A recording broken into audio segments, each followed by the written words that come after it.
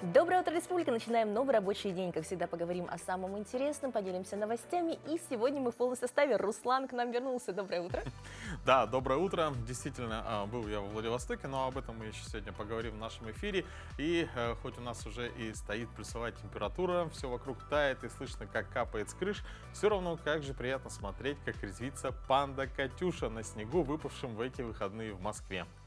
На кадрах видно, как Катюша ходит по перекладинам, падает, кувыркается. В общем, как и любой детеныш радуется такому обилию снега. В это время ее мама Дин-Дин, как истинная мать, пытается поесть в тишине. Напоминает, да, многих? Да. Наверняка зрители уже знакомы с этим милым семейством из московского зоопарка, но мы все равно напомним вам, что Катюша — это первый в России детеныш большой панды. Она появилась на свет 24 августа 2023 года в московском зоопарке у родителей Жуи и Дин-Дин. А эту сладкую парочку привезли в рамках соглашения о сотрудничестве в научной программе по сохранению и размножению редкого вида животных в 2019 году. В дикой природе панды водятся исключительно в Китае и признаны национальным достоянием. Другим государствам большие панды передаются по договору аренды. По достижении 4-летнего возраста Катюша отправится на свою историческую родину. Прекрасная панда, мы ее не раз видели, такая милая, забавная, и жалко будет с ней расставаться. Ну, еще удивляет, что в Москве в выходные выпал снег, да, то есть это достаточно необычно. Да, ей, наверное, весело. А теперь прямо сейчас узнаем, насколько весело будет нам. И тем, кто любит снег и хорошую погоду. Итак, о погоде в центральных районах минус 11 плюс 4, в заречной группе также минус 11 плюс 4, в южных 5 градусов ниже 0, 3 градуса тепла, в Вилюйской группе минус 18, минус 2, в Нижнеленских минус 8 плюс 2, в западных 12 ниже 0 и днем плюс 2. В Колыме-Дигирской группе Улусов минус 19 плюс 5, в Янских 17 градусов ниже 0, на северо-западе еще холодно, 27-16 со знаком минус. В Якутске температура в 6 часов утра была всего минус 8 градусов, атмосферное давление 744 миллиметра ртутного столба, ветер слабый от 1 до 3 метров в секунду. Сегодня днем малооблачно, без осадков, ветер северо-восточный от 1 до 3 метров в секунду. Температура днем уже весенняя, 3 градуса тепла. Вот ты к нам вернулся и привез солнышко. Да, действительно, немножко любишь весну, да, но вот то, что момент, когда все тает, немножко слякоти много, да, немножко неприятно, да, но тем не менее... Я думала, это только дамы жалуются, потому что я вечно мораю, туфли это понятно, это нормально, это все привыкли, а вот снизу куртки длинные, пальто, ты думаешь, я одену что-нибудь короткое, лишь бы не пачкаться. Но в любом времени года есть свои плюсы и минусы. Это зимой мороз, весной слякоть, летом комары, мошкара. Нет, жара. Ты забыл. И жара. Жара это еще нормально. А осенью интересно что, кстати? Осенью, мне кажется, грязно не меньше. Не надо преувеличивать с нашими лужами, как море, которые сейчас начались. По-моему, это большая проблема. Кстати, давай лучше об интересном поговорим. Итак, об интересных новостях. Накануне состоялся полуфинал одного из конкурсов красоты, которых за последнее время стало, так скажем, в изобилии. Как думаешь, с чем это может быть связано? Если честно, я никогда об этом не думал, хотя если задуматься, то можно сказать, что за последнее время конкурсов красоты стало довольно много. Но я не думаю, что это плохо, ведь это своего рода спорт, да? Спорт, но только для женского пола. Почему же для женского? Есть масса конкурсов красоты и для мужчин. А что же мы спорим? Давай узнаем мнение того, кто в этом разбирается получше нас с тобой. Ведь у нас по вторникам как раз рубрика «Свежая голова». И позвоним мы заместителю председателя Государственного собрания ИЛТУМЭН Республики Саха-Якутия Александру Григорьевичу Подголу, который в сферу своей активной общественной деятельности не раз выступал в роли жюри на конкурсах красоты. Да. Александр Григорьевич, доброе утро. Доброе утро. Да, мы решили вам позвонить за экспертным мнением. Вы неоднократно были в жюри конкурсов, таких как «Мисс Якутия», «Миссис Якутия», «Золотая леди. Проводник родного языка», который прошел буквально в прошлом году. И нам интересно ваше мнение о подобных конкурсах. Что вы думаете? Я вчера специально зашел на сайт, посмотрел фотографии, посмотрел на участниц. Конечно, все очень красивые, молодые, хорошенькие, но, вы знаете, мне кажется, все-таки это больше фотоконкурс, потому что конкурс, в которых я раньше принимал участие как организатор и как член жюри, там всегда существовал отбор участниц. Ну, сперва, мы, естественно, ориентировались на американские параметры, выбирали выше 1,70 м, 90, 60, 90. Потом происходило собеседование с участницами. А после этого уже отбирались девушки, которые допускались к финальному конкурсу, а с ними занимались профессионалы, учили их ходить, психологи, помогали ставить номера, смотрели, какую одеть одежду и прочее, прочее. Поэтому это все-таки большая разница, потому что даже просматривая фотографии, я заметил разный класс, уровень фотографов, которые делали эти фотографии. И там и динамика у некоторых, а есть статичные. А кроме этого, есть люди, я много знаю, таких, которые фотогеничные. А есть люди, которые на фотографиях получаются не очень.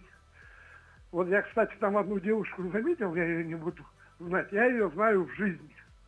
И мне кажется, что у нее фотография получилась неудачной. Ну а вообще, как вам кажется, вот изменения в пользу какой-то индивидуальности, да? Если раньше все-таки вот правда оценивали по строгим параметрам, строгие каноны, получается, то сейчас вот этот переход на индивидуальность, он лучше или хуже? Не, я, конечно, бы параметры отменил. Я и тогда еще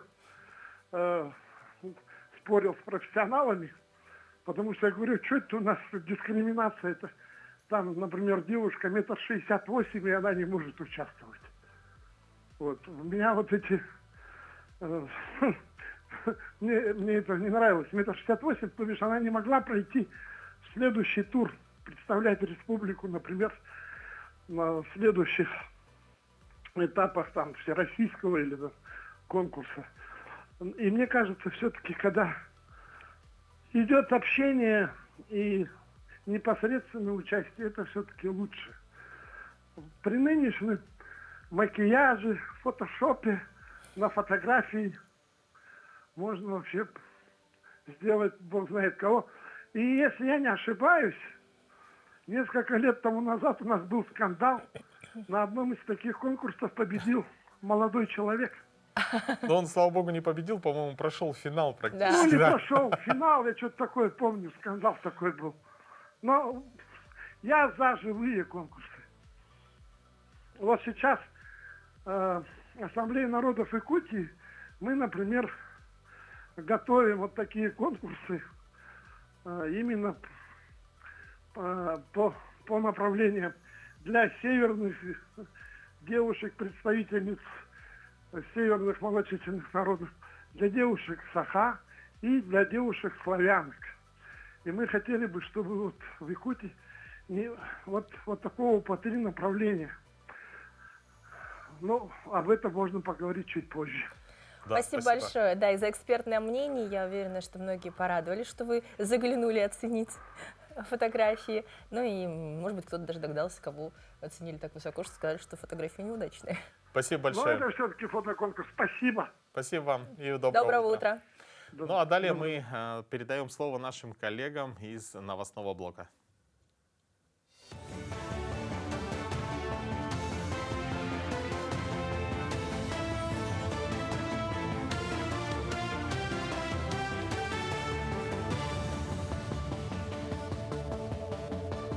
Доброе утро. Расскажу о самых актуальных новостях к этому часу. 15 апреля планируется закрытие ледовых переправ. По линии начнут курсировать суда на воздушной подушке. Из Якутска в Нижний Бестях будет задействовано 30 судов. На маршруте Кангалас-Сотинцы планируется запуск 5 единиц техники. Стоимость проезда не должна превышать 2500 рублей. Однако во время ухудшения гидрологической обстановки возможно повышение стоимости до 5000 рублей на короткий период в связи с организацией пересадок на аэроботы. Кроме того, на период сложной паводковой обстановки предусмотрена перевозка пассажиров вертолетами полярных авиалиний. В северных и арктических районах планируется закрытие автозимников в период с 20 по 25 апреля. Старшеклассники Усялданского улуса проявили интерес к профессиям в авиационной сфере. В ответ на это районное управление образования совместно с Республиканским ресурсным центром организовали мероприятие «Встреча с интересными людьми» в 4 сельских школах. Цель – привлечение внимания учащихся к авиационно-техническим специальностям. В качестве примеров для молодежи выступили пилоты и командиры самолетов, а также преподаватели авиационного английского языка. Все они выпускники школ Усялданского улуса. Чтобы они, по возможности, стали пилотами, проводниками, стюардессами, техниками авиации, метеорологами, и разными профессиями, связанными с авиацией. Финансисты назвали популярные продукты, которые подорожают в апреле. Апрельское подорожание продуктов носит сезонный характер и связано с праздником Пасхи и шашлычным бумом на майские праздники. Динамику цен на ряд продовольственных товаров будет определять Пасха, которую празднуют 20 апреля. Возрастет спрос на яйца, которые могут подорожать на 4,7%. Будут дорожать пасхальные куличи, а также ингредиенты для них – мука, творог, масло и маргарин. Подорожание составит несколько процентов в зависимости от марки, рецепта, места продажи. Цены на мясо для шашлыков на фоне длинных майских праздников вырастет на 4–10%. В Садынском национальном эвенкийском наследии Мирнинского района провели традиционные соревнования, посвященные Дню охотника. Эти ежегодные состязания – своеобразная эстафета между муниципалитетами Алмазного края. Прошлогодний победитель прикладных соревнований команда культурно-спортивного комплекса «Алроса» в этот раз в упорной борьбе уступила родовой общине Куохан из села Сюльдюкар. Бронза у ребят из родовой общины Олом из Сюльдюкара. В этих соревнованиях всего в этом году я первый раз, получается. Это мой дебют, но мне понравилось, и в общем обстановка мы приехали в гости, там все как дружно, все провели соревнования, там показали кто на что способен. И все этапы очень интересные, там сила воли, выносливость тоже, сила нужна. В Якутии стартовал проект по возрождению якутской охотничьей собаки. Возрождение якутской собаки как отдельной породы имеет важное культурное и социальное значение. Сбор материалов для селекционного отбора прошел 5 и 6 апреля на первой республиканской выставке охотничьих собак в Мегино-Кангаласском районе.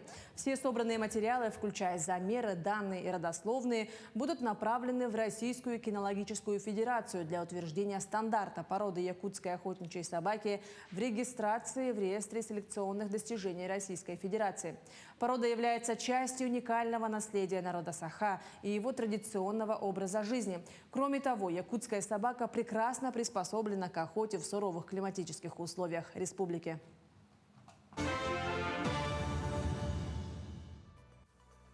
Но мы продолжаем интересные новости. 6 апреля якутскими школьниками Малой академии наук был запущен настоящий спутник на высоту 30 километров. Запуск стратосферного зонда происходил в селе Чапаево Хангаласского района и по расчетам должен был упасть в районе Мегино-Кангаласа. Это событие не могло не привлечь наше внимание. И сегодня у нас в гостях участники этого события. Профессор университета Решетнева города Красноярска, заместитель заведующего лабораторией «Малые космические аппараты» Дмитрий Михайлович Зуев и заместитель генерального конструктора малого космического аппарата, ученик 11 класса физико-технического лицея имени Владимира Петровича Ларионова Артем Мардин. Здравствуйте, доброе утро. Здравствуйте. Доброе утро. Артем, мы уже знакомы. Так значительно, заместитель главного конструктора. Очень серьезно. Как прошел полет и какой высоты достиг аэростат? Полет прошел по плану. Высоты мы достигли 26 километров 500 метров. Соответственно, аппарат по горизонтали пролетел 42 километра. И от поселка Чапаево... Давайте мы вернемся вообще, как он летает сначала, потому что, кажется, все так просто, какая мелочь. Это сам, получается, модуль. Тут стоят датчики, радиопередатчик. Это все подвешивается к стратостату, то есть к большому шару. Шар наполняется гелием, и, соответственно, воздушный шар уносит это все наверх. Я так понимаю, это все рассчитывается и просчитывается траектория движения. В общем, это такая достаточно сложная научная работа, которая позволяет нам собрать данные. А что за данные мы собираем? Ну, вообще данных очень много. И, конечно, это данные об атмосфере, потому что в этом и его главная суть. То есть здесь вы можете видеть воздухозаборник, который специально... Можно развернуть камеру? Вот, воздухозаборник, вот этот. И этот датчик меряет множество различных параметров атмосферы. От количества углекислого газа, озона, азота, до количества частиц и пыли в воздухе. И есть, конечно, внешние датчики, которые позволяют нам анализировать уже спектр и инфракрасное излучение, которое попадает на наш аппарат. Ну и камера для того, чтобы получить интересное видео сверху. сбоку. Получили? Да, конечно. Нам принесли? Красиво, думаю. Принесем. Мы ща покажем. Вот, не принесли. Ждем Артём, тогда в вот, Телеграм. да, ты сам был на запуске, вот за твоими плечами вот эта большая проектная работа, да, вот поделись своими впечатлениями, и все ли прошло по плану? Ну, вообще, я очень рад, что в этом году участвовал и получил еще раз опыт запуска аппарата, потому что Малая академия наук действительно дает огромный опыт каждому школьнику, который работает над проектом, на котором некоторые студенты даже не смогут постараться. Вот. И при поддержке Фонда будущих поколений у нас Космомания проходит уже 4-й раз, что позволяет нам развивать космическую сферу в Якутии все быстрее и быстрее. То есть вот мы уже планируем в следующем году провести еще больше смен, еще более большие смены и учить ребят как можно больше и как можно более интересным вещам. Ну вот летишь на самолете 10 километров, да, высота, там где-то минус 50, по-моему, градусов, ну как у нас в Якутске зимой, а на 30 километрах какая температура? Вот, на самом деле в атмосфере температура тоже, конечно, очень низкая. У нас на аппарате минимальная температура зафиксированная была 66 градусов. Но после небольшой паузы температура начинает расти из-за того, что у нас инфракрасное излучение от Солнца все равно аппарат нагревает. Вот, и Дмитрий Михайлович, наверное, дополнит там по высотам, как это примерно. Ну да, то есть там получается до какой-то высоты, примерно до там, 15, 17, 18 километров аппарат остывает, вот, потом начинается уже нагрев. Соответственно, температура начинает расти. Но после того, как шар лопнул, аппарат летит вниз, он вообще, во-первых, проходит холодные слои, во-вторых, он быстро летит и охлаждается, и, собственно говоря, Ну, опять вот мы видим становится очень запуск, я так холодно. понимаю, да? Да. Да. Что происходит в кадрах? Вот, что вы сейчас видите, там шарик обрезали. Вот шарик. Вот Вот шар, к нему подвешен аппарат, Да. и, соответственно, это все улетает с скоростью примерно 5 метров в секунду, он взлетает.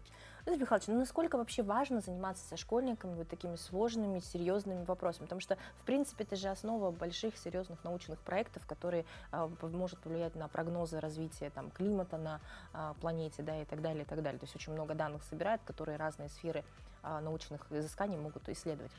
Вот я считаю, что это очень важно привлекать школьников к большим интересным проектам, потому что, ну, вообще, чтобы вырастить специалиста, надо его влюбить в науку, в космос, в небо уже в школьные годы. И вот мы видим даже примеры. Ребята, есть некоторые, которые 2-й, 3-й раз в смене участвуют. То есть их настолько это заинтересовывает, что они весь год сами подтягивают свои знания, навыки по программированию, по физике, чтобы прийти на смену в следующий раз и сделать проект еще лучше, еще круче. Ну, Артем, вы участвуете давно, это уже не первый ваш проект, я так понимаю. Ваше дальнейшее будущее уже определено, вы точно влюбились в космос и будете поступать? Да, я хочу поступить на аэрокосмическое направление и, в принципе, по жизни заниматься космосом и А в какой сфере космонавтикой. все-таки? Конструктор? Да, я хочу получить инженерное образование, и моя любимая область — это аэродинамика. И делать расчеты аэродинамики, обтекателей, скорее всего, что-нибудь такое. Что было самым волнительным вот в этом проекте? Ну, конечно, самое волнительное — это день перед запуском. Как обычно, мы не спали. Да, уже по традиции. Но, на удивление, полет прошел достаточно успешно. Мы данных получили крайне много. И, я думаю, очень долго будем их анализировать и писать множество статей, ребята, для того, чтобы выступать на различных конференциях. Что ребята будут с данными дальше делать? Ну, сейчас идет обработка, то есть мы получили первичные данные, их надо обработать, посмотреть, что происходит непосредственно в атмосфере, да, температуры, давление, влажность, там, озон. И вторая часть — это посмотреть, как сам спутник работал. Это технические данные, они нам нужны, чтобы сделать его лучше в следующем году. Ну и какое краткое напутствие всем, кто хочет связать свою жизнь с космосом? Всем очень прошу участвовать в сменах, которые мы проводим, стараемся ради вас. Я уверен, что каждый, кто занимается этим, будет иметь огромное будущее и развивать якутскую космонавтику. Космос нас любит, космос нас ждет. Спасибо Спасибо большое. вам, желаем успехов во всех ваших Ну и начинаниях. ждем проектах. Артема уже после поступления с каким-нибудь, что это уже кандидат наук. Мы уже потом, может быть, будем связываться с ним Да. с космоса. Желаем успехов. Но сегодня мы восхищаемся технологиями, которые выводят спутники на орбиту, исследуют далекие галактики и делают космос ближе. Но знаете ли вы, что даже среди звезд в невесомости космонавты ежедневно посвящают часы специальным тренировкам? Без гравитации мышцы и кости ослабевают, поэтому упражнения для них это не просто рутина, а жизненная необходимость. Ну а теперь задумаемся, если даже покорители космоса, окруженные сверхтехнологиями, не пренебрегают зарядкой, то что говорить о нас, землянах? Наше тело, как космический аппарат, требует обслуживания, чтобы оставаться в форме, преодолевать ежедневные перегрузки и держать курс на достижение. Всем привет, телезрители! Меня зовут Винокуров Гаврил. Сегодня мы сделаем функциональную тренировку на все тело. Первое наше упражнение – это джампинг. Делаем прыжки в стороны, руками, ногами работаем. У кого большой вес, болят суставы, делаем это шагово. Понятно, да? Давайте 20 повторений. Поехали. Раз, два. На верхней точке обязательно выдыхаем. Выдох. Выдох. Если мы не дышим, то идет кислородное голодание, головокружение, поднимается давление. Это у нас не должно быть, обязательно дышим правильно. Выдох, выдох, выдох, выдох. Если устали, не останавливаемся, подключаем шаговые движения. Давайте еще 5 раз. Раз, два, три, 4, 5. Супер. Так, шагаем на месте, пятками не касаемся. Мы тренируемся всего 5 минут, да? Из-за этого побольше движений. Наша цель – это поднять пульс, тогда у нас запускается жиросжигание. Далее, наше второе упражнение. Мы руки поднимаем вверх и поочередно коленями касаемся. Лево, право, лево, право. Всего делаем 20 повторений. Приготовились? 3, 2, 1. Начали. Раз, два, 3, 4. Когда колени поднимаем, мы напрягаем пресс. Пресс. Напрягаем хорошенько.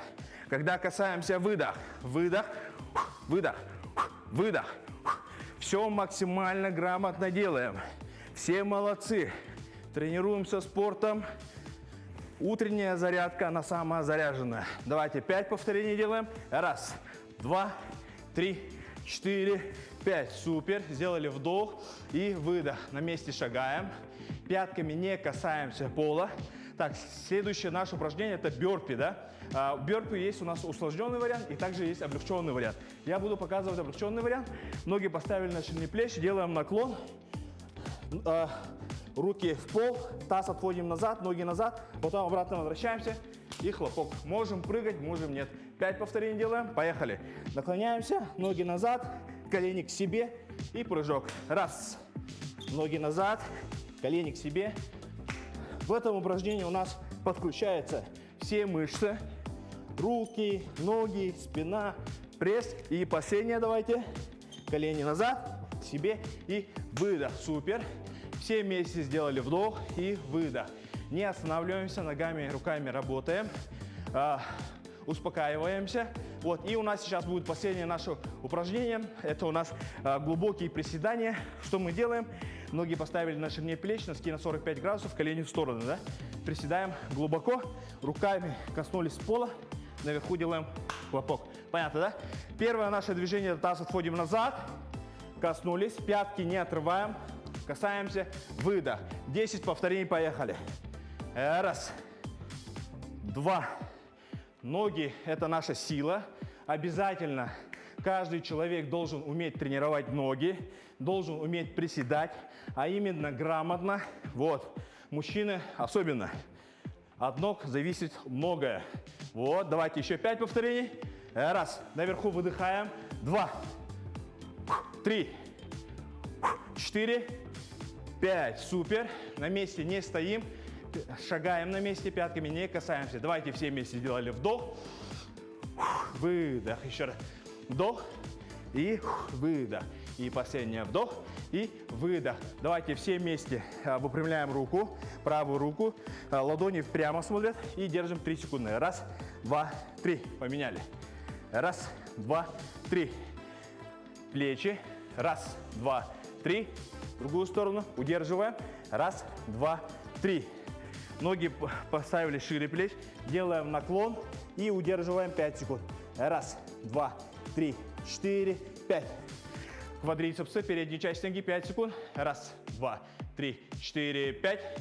Другая нога. 1, 2, 3, 4, 5. Молодцы. Все вместе потянулись вверх, вдох и выдох. И на этом мы закончили. Если вы каждое утро будете делать зарядку, это даст много сил, энергии и новых побед. Но сейчас мы сделали с вами первый шаг, чтобы стать супергероями и покорить этот мир свершениями. Да, когда-то все начиналось с желания просто быть похожими на героев из книг. Ну, конечно, ведь именно герои сказок учат нас дружбе, смелости и упорству. Но сегодня давайте так же, как в детстве, словно добрые волшебники, откроем книгу и продолжим это удивительное путешествие туда, где каждый поворот страницы становится новым подвигом. И вспомним, почему так полезно и нужно читать сказки. Доброе утро! Сегодня в рубрике «Дела семейные» хочу поговорить с вами о важности чтения сказок и вообще книг с детьми. Очень важно, какие сказки вы читаете детям, потому что там они ищут в себе героев, на кого они хотят быть похожими. И поэтому нужно быть очень избирательными. Например, «Маленький принц». Сказка вроде бы про мальчика, который что делал? Он воображал, что шляпа — это слон, да? Развивает фантазию ребенка, нестандартное мышление. И быть похожими на какого-то героя. У них расширяются рамки. Очень важно то, как вы подбираете книги своим детям, потому что через книги и через эти сказки они воспринимают настоящий мир. Там есть и положительные герои, и отрицательные. Можно становиться каким-то суперменом или же становиться, наоборот, помощником какого-то главного героя. Да? И так они набираются своего опыта. Также книги помогут вам расшифровать свои субличности, которыми вы живете в настоящей жизни. Это немножко такая психологическая тематика, но попробуйте проверить себя, какой персонаж вам близок, и расшифруйте его для себя. Например, если вы были Золушкой или принцессой, которая не спала на этой горошине, а у нее было куча там перин, которые могли сделать ее сон лучше. Как это сейчас на вас проигрывается? Очень много разных техник, которые вы можете сейчас, подсказывая себе через вот эти сказки, раскрыть свою личность. Также и дети. Когда вы читаете им книги, они примеряют на себя тех героев и могут проживать эти сценарии по этим сказкам. Поэтому важно, что мы им даем сегодня. Психологи советуют читать сказки не только детям и женщинам, а также нашему сильному полу, мужчинам. Итак, вы увидите, на кого вы опирались, когда становились взрослыми, из кого вы брали вот эти качества лидера, сильного мужчины, кем вы себя представляли в детстве, и сравнить, кто вы сегодня. И вы эти сказки, перечитав сейчас, сможете расшифровать свои какие-то убеждения, которые сидят в вас на текущий момент. Потом вы можете их снять, если этот персонаж, этот герой вам уже не нужен, он уже не дает вам какую-то опору, которую давал когда-то в детстве. Это тоже очень важно, вот, снимать те образы, на которые мы основывались через детские сказки. Поэтому прорабатывайте себя, закладывайте фундамент воображения своих детей и делайте это правильно. Руслан, вопрос. А что если правда поменять взгляд на вещи? Ведь праздник — это не дата в календаре, а наше умение видеть волшебство в обыденном. Представь, каждый новый рассвет — это шанс начать что-то важное, улыбка близкого человека — мини-фейерверк. И даже чашка утреннего кофе — повод для благодарности. Ну, на самом деле, это как-то очень философски, но в целом, конечно, согласен. Жизнь дарит нам сотни моментов, достойных восхищения. Это встречи, открытия и маленькие победы. Но если задуматься, сегодняшний день уникален, его никогда не будет снова. Ну, а если более детально, то сейчас мы вам расскажем, чем уникален сегодняшний день.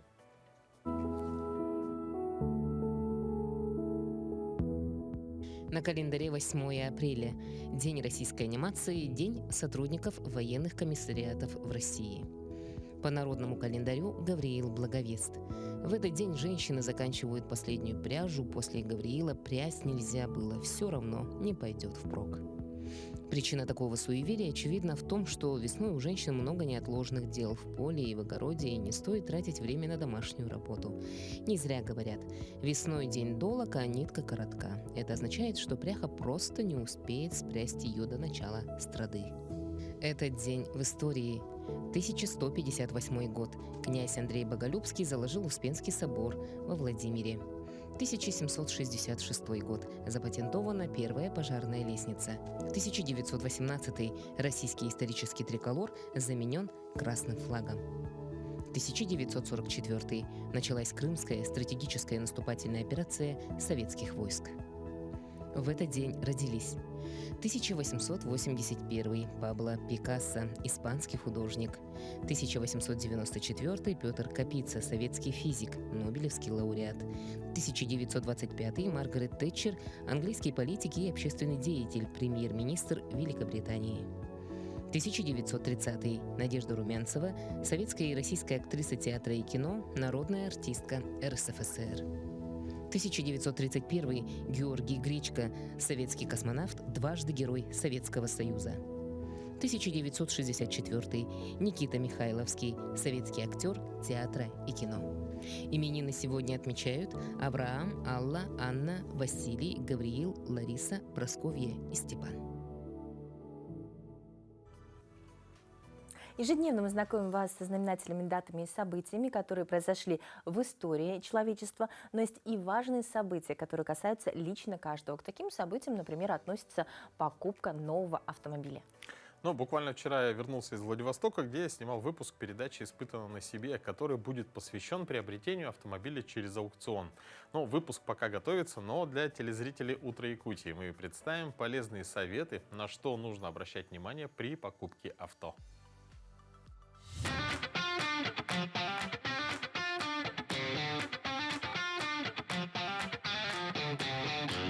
Доброе утро, друзья! Сейчас я нахожусь в городе Владивостоке, и я думаю, как не здесь можно задать вопросы по правильному подбору автомобиля и вообще на что нужно обратить внимание во время приобретения своего железного коня. Давайте познакомимся. Это Сергей Пронин, руководитель компании по привозу автомобилей город Владивосток. Сергей, вот расскажите, на что нужно обращать внимание, какой порядок действий при приобретении подержанного автомобиля? Ну, в первую очередь необходимо проверить историю автомобиля. В интернете очень много есть ресурсов, которые позволяют это сделать, но вообще лучше обратиться к квалифицированным специалистам по автоподбору. Они достанут всю необходимую информацию, узнают о всех подводных камнях, сделают полный осмотр автомобиля и предоставят вам полную раскрытую информацию об истории того или иного транспортного средства. И также в случае приобретения автомобиля через аукцион, это ваши советы, на что нужно обращать внимание при заключении договора с той или иной компанией? Ну, необходимо обратить внимание на то, сколько данная компания на рынке, местонахождение ее, отзывы на площадках Тугис, там, Яндекс, ну, неважно. Вообще историю посмотреть, как о них отзываются люди. Ну и впоследствии приехать в офис, пообщаться с ребятами, посмотреть. Ну и, собственно, заключить договор, либо не заключать уже там по желанию. Любая организация, которая будет предоставлять вам услуги, она должна вам давать понимание по лоту автомобиля, который будет торговаться. Ну, это, соответственно, его фотографии и это аукционный лист, который является основным, наверное, документом, который подтверждает состояние автомобиля при покупке. На аукционном листе отражаются все недостатки, отметки инспектора. Ну, кому-то, простому обывателю переводить аукционный лист, наверное, нет смысла, потому что это будет Яндекс какой-нибудь или Google, и он некорректно переводит. Нужно обращаться к специалистам, чтобы они грамотно перевели и сделали заключение и оценку по автомобилю. Дальше у нас есть ряд аукционов, которые являются строгие, средней строгости, либо вообще являются плохими аукционами. А строгие аукционы — это у нас в основном Toyota либо Honda. По оценкам у них все строго и жестко, то есть где-то на USS аукционе оценка может быть 4 балла, на тойотовском аукционе это будет 3,5 балла. GA, они вообще могут ставить 4 балла, но там машина может быть R-ка, RA, это восстановленная либо битая. Так что следует обращать внимание на площадки, где торгуются автомобили, и обращаться, наверное, к квалифицированным специалистам, которые подскажут вам и сориентируют во всех вопросах по Японии. Сейчас в наш век все меняется, и если, допустим, несколько лет назад невозможно было зайти в интернет, например, или обратиться к какой-то компании, у которой есть доступ к каким-то базам данных, чтобы быть уверенным в истории автомобиля того или иного, то сейчас это все возможно, это все вот так вот на поверхности, поэтому, я думаю, наши советы вам будут полезны, и хотелось бы поблагодарить Сергея. Самое главное во всем этом не спешить. Да.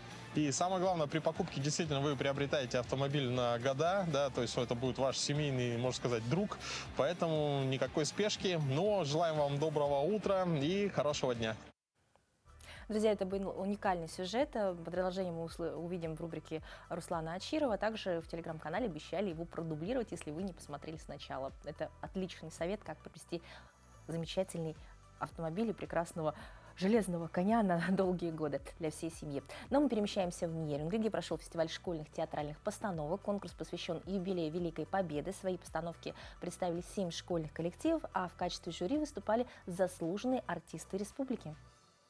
Мы уходили на войну и говорили «до свидания», нарушим плачем тишину. Нас обнимали на прощание. Персонажи популярных произведений ожили голосами юных актеров. Сегодня в зале царит атмосфера творчества и глубокого уважения к подвигу предков. Данное мероприятие проводится с целью формирования у детей эстетического вкуса, привития духовно-нравственных ценностей. Вообще планируем это мероприятие сделать ежегодным. В фестивале принимают участие представители из 7 школ. Мероприятие проходит в виде конкурса и оценивают постановки опытные артисты, которые не только поделились опытом, но и специально для всех желающих провели мастер-классы по актерскому мастерству. Артист – это не просто знаете, слово взял это. Это очень надо много работать прежде всего над собой, много читать, заниматься самообразованием, это в первую очередь. Ну и, естественно, в будущем, если еще достанутся хорошие педагоги, это вообще будет тогда высший пилотаж. В каждой постановке интерпретация событий Великой Отечественной войны. Ребята смогли передать не только боль и ужас войны, но и ту непоколебимую веру в победу, которая жила в сердцах каждого солдата. Ирина Жданова, Захар Головин, Нерюнгри.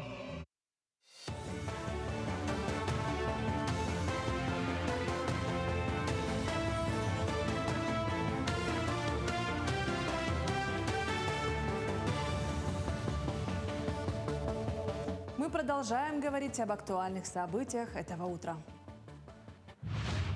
Свыше 3000 вакансий от более чем 200 компаний и организаций представят 18 апреля в Якутии на Всероссийской ярмарке трудоустройства «Работа России. Время возможностей». Мероприятие охватит все районы республики. Организаторы планируют задействовать около 130 площадок и привлечь более 4000 участников. Помимо традиционных собеседований запланированы профтуры на предприятия, круглые столы, семинары, мастер-классы по популярным профессиям. Также организуют ярмарку учебных мест. В Якутске ярмарка вакансий развернется в Музее «Россия. Моя история». В районах регистрация будет проводиться в местных центрах занятости согласно установленному графику. С 25 апреля в Якутии начнется весенняя охота на уток с использованием живых подсадных птиц. Сроки охоты различаются в зависимости от района. С 11 по 20 мая в Алданском, Амгинском, Мегино-Кангаласском, Намском, Нерюнгринском, Сунтарском и Якутске. С 14 по 23 мая в Верхневилюйском, Вилюйском, Горном, Ленском, Мирнинском, Нюрбинском, Алекминском, Аймеконском районах. Около 4500 заявлений на зачисление в первый класс подали в Якутске. Так, в столице республики через портал госуслуги поступило 4470 заявлений от родителей будущих первоклассников. Как сообщает мэрия города, более трети заявлений поступили от льготных категорий граждан. Ранее сообщалось, что в новом учебном году в школы Якутска планируют набрать 5500 первоклассников. Примерно 5050 детей выпустят детские сады города. Еще порядка 450, по прогнозам, прибудут из районов республики. В Национальной библиотеке Якутии стартовала выставка «Душа, рожденная Вселенной», посвященная Юрию Гагарину. Книги расскажут читателям не только о биографии космонавта, но и о истории первого полета на околоземную орбиту. Есть в коллекции и книги, написанные самим Гагарином. Подробнее можно узнать и о других космонавтах, и о космонавтике в целом. Выставка продолжит свою работу до 15 апреля. И очень много, всего будет, в виртуальной выставке, которая выйдет 10 апреля на сайте Национальной библиотеки. Вот там очень много фактов из его биографии, которые малоизвестные, малоизученные, и хотелось бы, чтобы ее посмотрели и прочитали. Будет очень интересно. В Бердыгистяхе победой намских и амгинских спортсменов завершился чемпионат республики по сидячему волейболу, посвященный светлой памяти Гаврила Тикиянова, одного из самых ярких спортсменов-инвалидов горного улуса, призера российских соревнований. За звание лучших боролись 6 мужских и 7 женских команд. Все спортсмены показали красивую напряженную игру. Для спортсменов с поражением опорно-двигательного аппарата это настоящий праздник спорта.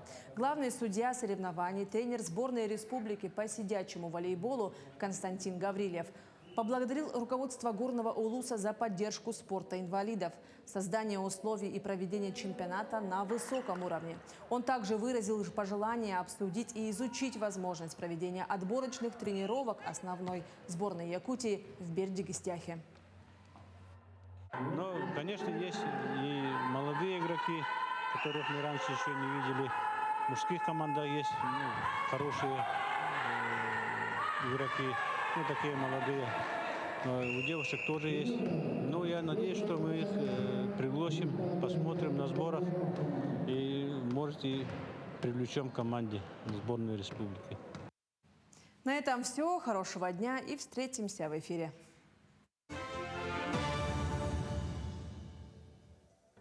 В наш век современных технологий стало очень актуальным уже со школьной скамьи определять свою будущую профессию, планировать и строить карьеру. А компании, в свою очередь, все чаще обращаются к специалистам по подбору персонала. Экономия, таким образом, экономия свое время и, соответственно, ресурсы.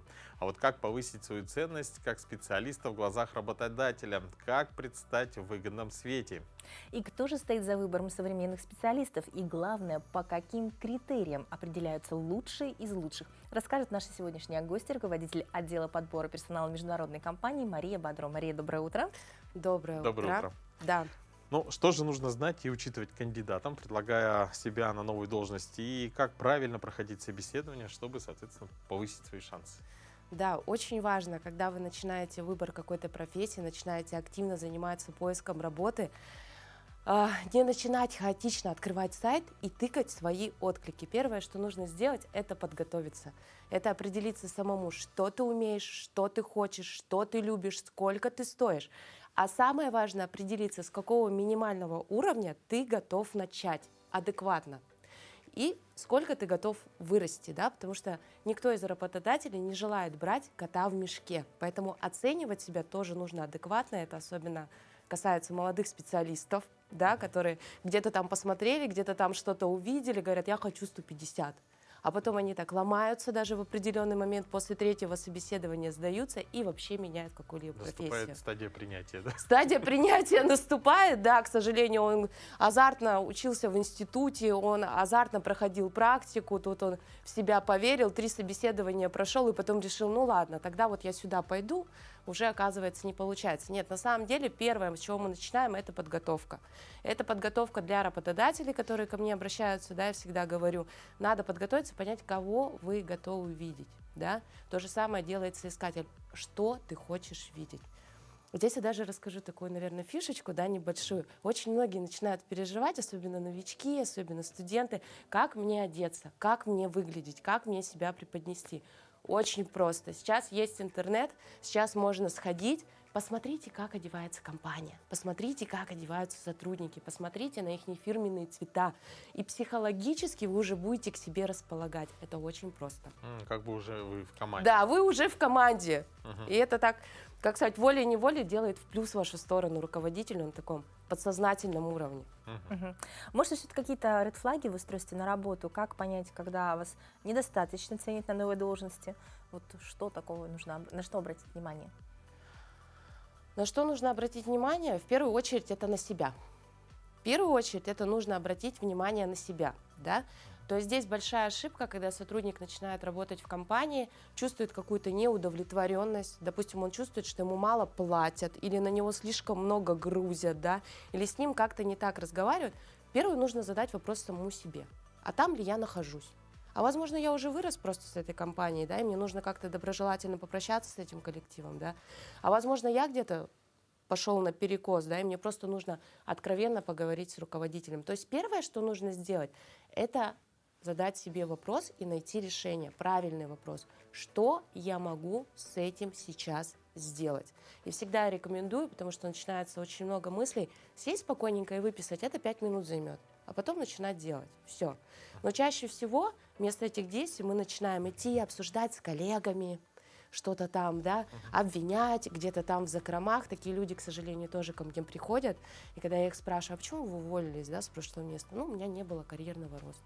Я говорю, а вы говорили об этом своему работодателю? Нет, я не говорю. Ну, мы тоже не экстрасенсы, да, иной раз. Поэтому просто, все просто, нужно говорить.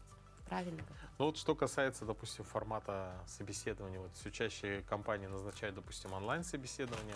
Вот на ваш взгляд, это хорошо или наоборот может привести, например, к недопониманию между компанией и кандидатом на онлайн-собеседование я очень рекомендую, я очень практикую. Мы все люди, да, и у нас есть определенные интересы. Тем более сейчас такой большой информационный поток, такое большое движение, что соискателю, что работодателю выгодно встретиться онлайн, сократить то же самое время на дорогу, обменяться первоначальными фокусами, да, чтобы понять, насколько мы друг другу интересны, и потом уже договориться об очной встрече. Но здесь к онлайн-собеседованию нужно относиться максимально так же ответственно, как и к очной встрече, да, дорогие соискатели. Мы присаживаемся, мы фиксируемся, мы смотрим, как нас видно, да, потому что, ну, есть такое, да, кажется, ну а что такого, это же всего лишь видео, это все-таки действительно работа, это ваше будущее, не просто звонок с мамой, да, поэтому там надо все-таки себя показать. Не с дивана, в общем. Да, да, вот, особенно вот этот один глаз вот в камере, вот, бывает очень часто. Есть какие-то советы именно для начинающих специалистов, не имеющих большого опыта и уверенности в своих силах и в своих компетенциях? То есть вот именно как чек-лист подготовить им для собеседования? Да, есть целый чек-лист, я, кстати, могу им поделиться, я поделюсь с ним с радостью, он у меня уже описан в форме статьи, что нужно делать. Еще раз говорю, первое, что нужно сделать, это подготовиться. Вы берете чистый лист бумаги и прямо пишете, что я умею делать, что я люблю делать, какие у меня уже достижения. То есть вы прямо берете школьные достижения, институт, я где-то был старостой, я организовал столько-то мероприятий, у меня получилось это. Вы замечаете, что у вас действительно получается, ваша ценность, а самое главное, внутренняя уверенность и искренность, которая всегда чувствуется в процессе диалога, здесь не обманешь, потому что вас оценивают по добросовестности, по порядочности и по энергии, в первую очередь, первую. И когда вы уже это сделали, вы понимаете, что вам надо писать в резюме, чем вы хотите заниматься, что вы действительно умеете. Уже видите компании, которые действительно вас интересуют, начинаете изучать их. И вот эта внутренняя энергия, которая не покажешь, да, вот так вот, она начинает расти. Вы уже уверены, действительно, я вот это уже сделал, и я готов научиться. А когда вы еще адекватно себя оцениваете с вашими постоянными расходами и сколько вы хотите вырасти, ну, у работодателя просто нет шансов вам отказать, просто нет шансов. Ну и вкратце, наверное, какие самые востребованные специальности сейчас на данный момент вот, ну, на рынке? Да. Про востребованные специальности я, наверное, говорить не буду, да, но я скажу, что самые востребованные люди, кандидаты сейчас, это кандидаты Vitality Question. Это кандидаты баланса, это кандидаты энергии. То есть сейчас уже в нашем современном мире с большой